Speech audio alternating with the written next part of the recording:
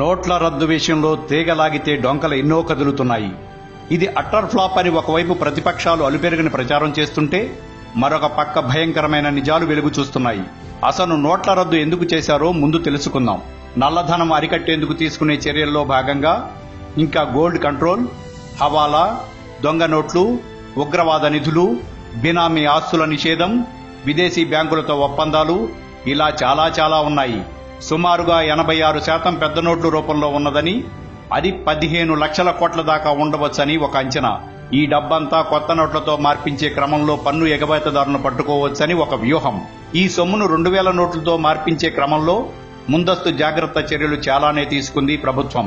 ఈ మార్పిడికి కేవలం 2 మార్గాలు ఎంచుకుంది. 1 బ్యాంక్, 2 పోస్టాఫీస్. ఈ 2 కేంద్ర ప్రభుత్వ ఆధీనంలోనివే. ఇది వరకు నల్ల డబ్బు మార్పిడికి అనేక మార్గాలు ఉండేవి. అవన్నీ ప్రస్తుతం ఆగిపోయాయి. బ్యాంకులలో, పోస్టాఫీసులలో ఈ మార్పిడి నిజాయితీగా జరిగిపోతుందని ప్రభుత్వానికి ఎటువంటి భ్రమలు లేవు. అనేక నిఘా సంస్థలు నవంబర్ 8వ తారీఖు రాత్రి నుండే అలర్టుగా ఉన్నాయి.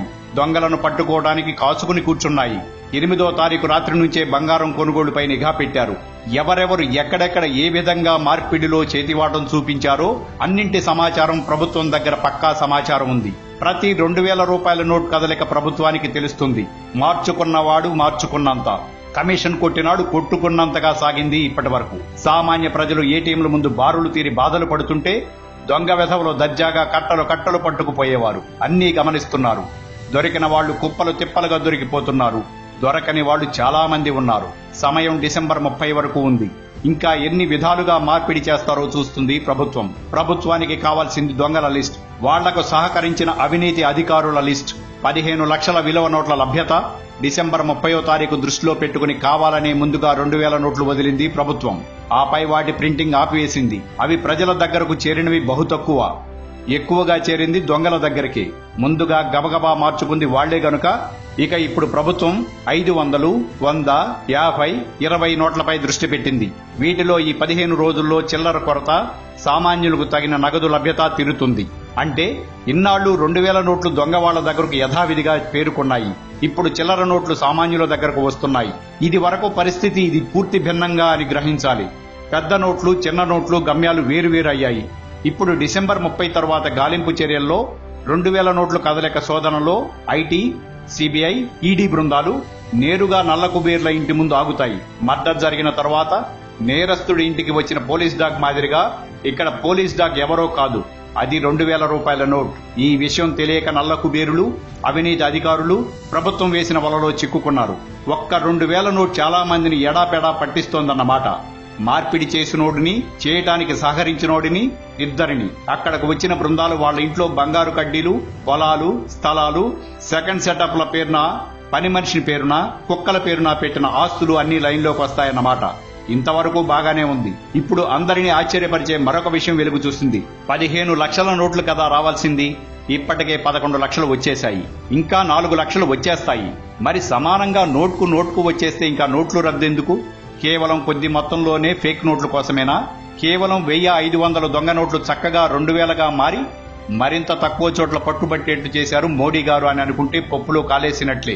అరుణ్ జైట్లీ గారు 8వ తారీఖు నుండి బ్యాంకులో డిపాజిట్ చేసిన సొమ్ము రంగు మారదు, అది నలుపో తెలుపో మేము చూస్తామని ఇప్పటికే చెప్పేశారు. అంటే బ్యాంకులో వేసినంత మాత్రాన నలుపు తెలుపు కాదు. ఎలా వచ్చింది లెక్క చెప్పి తీరాలి. చెప్పే క్రమంలో మీ కట్టుకథలు వినరు. పనిలో పనిగా మళ్లీ పోలీస్ డాగులు మీ ఇంటికి వస్తారు, మీ గుమ్మం దగ్గరకు వస్తాయి, మీ నట్టింటకు వస్తాయి. అది సరే, ఆ లెక్కలా ఉంచి అసలు బాంబు ఏమిటంటే 15 లక్షల కోట్లకు 15 లక్షల నోట్లు వచ్చేశాయి. తెలుపో నలుపో సంగతి తర్వాత. ఇంకా వస్తే, ఇంకా ఉండిపోతే, గంగానదిలో కొట్టుకుని పోయినవి, గుట్టలుగా కాల్చిపారేసినవి, ఇవన్నీ ఎంత? అసలు ఎంత? చలామణికి మించి ఉన్నాయా దొంగ నోట్లా? షాక్ తినకండి. దొంగ నోట్లు లాంటి మంచి నోట్లు మీరు కాదు కదా, బ్యాంకులు కూడా కనిపెట్టని అసలు సిసలు నోట్లు. పాకిస్తాన్తో పాటు మన ఆర్బీఐ కూడా విడుదల చేసిన నోట్లు. అవును, ఇది గుండెలు తీసిన బంట్లు. దేశద్రోహులు, నీచ కమీన్ కుత్తేగాళ్లు దేశ ఆర్థిక వ్యవస్థను చిన్నాభిన్నంగా చేసేందుకు పనిన భయంకరమైన కుట్ర. దీని వెనకాల పెద్ద కథే జరిగింది. August 2010 CBI reserve bank currency chest పై దాడి చేసింది. అక్కడ దొంగ నోట్లు ఉన్నాయి. అవును, సిబిఐ వాళ్లు ఆర్బీఐ రూట్లోకి రావడానికి ముందు నేపాల్ బోర్డర్లో 70 బ్యాంకుల్లో బోలెడు దొంగ నోట్లు దొరికాయి. ఎక్కడివి అని ప్రశ్నిస్తే మాకు ఏమి తెలుసు, అన్ని ఆర్బీఐ పంపింది అని బాంబు పేల్చారు బ్యాంకు వాళ్లు. కంగు తిన్న సిబిఐ వాళ్లు ఆర్బీఐకి వస్తే అవి అక్కడే దర్శనమిచ్చాయి. నేపాల్ సరిహద్దుల్లో దొరికిన దొంగ నోట్ల కేసు విచారణ ఒక నిజం యాదృచ్ఛికంగా వెలుగు చూసింది. దొంగ నోట్ల కేసు కోర్టులో విచారణలో మన ఘనాపాటి లాయర్లు అసలు ఇది దొంగ నోటు అని రుజువు ఏమిటంట అని లా పాయింట్ తీశారు. పాపం కోర్టు, అవును ఇది దొంగ నోటు అని ఎలా చెప్పగలరు, దీన్ని ల్యాబ్ లో పరీక్షించండి అని ఆర్డర్ వేశారు. మళ్లీ షాక్ కొట్టింది సిబిఐ వాళ్లకు.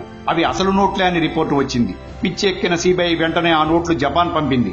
మళ్లీ అదే రిపోర్ట్. సిబిఐ పట్టు వదలలేదు. ఈ మారు అమెరికా పంపింది. వాళ్లు పేల్చారు కనిపెట్టడానికి సాధ్యం కాని దొంగ నోట్లు అని. అది ముద్రించే స్థాయి పాకిస్తాన్కి లేదని, అది గొప్ప సాంకేతిక నైపుణ్యం ఉన్న విదేశీ కంపెనీల వల్ల మాత్రం సాధ్యమని. ఈ నోట్లు ఆర్బీఐలో ఎలా ఉన్నాయి అంటే ఆర్బీఐ కాదు, ఆర్బీఐ నోట్లు ముద్రించే వాటర్ మార్క్ సెక్యూరిటీ పేపర్ సరఫరా చేసే కాంట్రాక్ట్ పొందిన కంపెనీ కేంద్రంగా పెద్ద కుంభకోణం జరిగింది అని విషయం బయటికి పొక్కడంతో జనవరి 2011లో ఆర్బీఐ 16,000 టన్నుల కరెన్సీ పేపర్ కాంట్రాక్ట్ ఈ కంపెనీ నుండి రద్దు చేసింది. ఫలితం యూరోప్ లో ఆ కంపెనీ షేర్లు భారీగా పతనం చెందాయి. భారత్ కు దొంగ నోట్లు సరఫరా చేసిన కంపెనీగా యూరోప్ లో అపఖ్యాతి పొందింది. ఎలా చేశారు, ఎలా పెట్టారు అన్నది మిస్టరీగా మిగిలిపోయింది. సిబిఐ విచారణ కంచికి వెళ్లిపోయింది. యూపీఏ ప్రభుత్వం అన్ని స్కామ్లు మాదిరిగానే ఇది కూడా సమాధి చేసేసింది. కనీసం పార్లమెంటు కూడా తెలియకుండా జాగ్రత్త పడింది. ఇప్పుడు అవే 1000 రూపాయల నోట్లు, 500 నోట్లు కూడా అచ్చం అసలు సిసలు నోట్లుగా వెనక్కి వస్తున్నాయి. అయితే ఒకే నెంబర్తో 2-3 నోట్లుగా. ఇప్పుడు అర్థమైందా, అర్థం కాలేదా? ఒకే నోటు 2-3 సార్లు ముద్రించారు. గుట్టు చప్పుడు కాకుండా ఇంటా బయట చలామణిలో కలిపేశారు. ఇప్పుడు చెప్పండి, ఈ నోట్ల రద్దుతో భారత ఆర్థిక వ్యవస్థ ఎంతటి పెను ప్రమాదం తప్పిందో తలుచుకుంటేనే ఒళ్లు గగుర్పొడుస్తుంది కదూ. మోదీ గారి పెద్ద నోట్ల రద్దు నిర్ణయం భవిష్యత్తులో దేశం ఎదుర్కోబోయే అత్యంత విపత్కర దారుణ ఆర్థిక సంక్షోభం నుండి ఎలా కాపాడుతుందో తెలిసింది కదా.